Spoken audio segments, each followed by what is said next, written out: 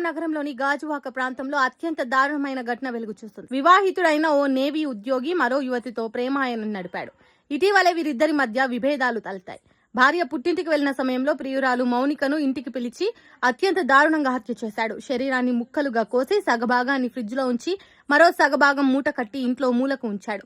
ప్రాథమిక వివరాల ప్రకారం ఇండియన్ నేవీలో రవీంద్ర అనే వ్యక్తి ఎయిర్ క్రాఫ్ట్ టెక్నీషియన్ గా వర్క్ చేస్తున్నాడు.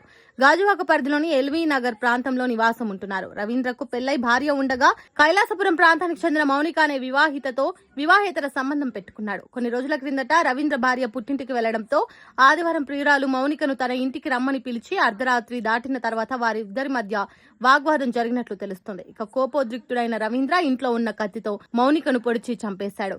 అంతేకాకుండా మృతదేహాన్ని 2 ముక్కలుగా నరికి సగభాగాన్ని ఫ్రిడ్జ్ లో పెట్టేశాడు. మరో భాగాన్ని మూట కట్టి ఇంట్లోనే ఓ మూలన ఉంచాడు. అనంతరం పోలీస్ స్టేషన్ కు వెళ్లి తాను నేరాన్ని వివరించి లొంగిపోయాడు. ఇక నిందితుడు రవీంద్రను పోలీసులు అదుపులోకి తీసుకుని దర్యాప్తు చేయగా తనను మౌనిక డబ్బు కోసం వేధిస్తోందని తట్టుకోలేకని హతమార్చానని లొంగిపోయాడు. ఇక పోలీసులు కేసు నమోదు చేసుకుని దర్యాప్తు ప్రారంభించారు.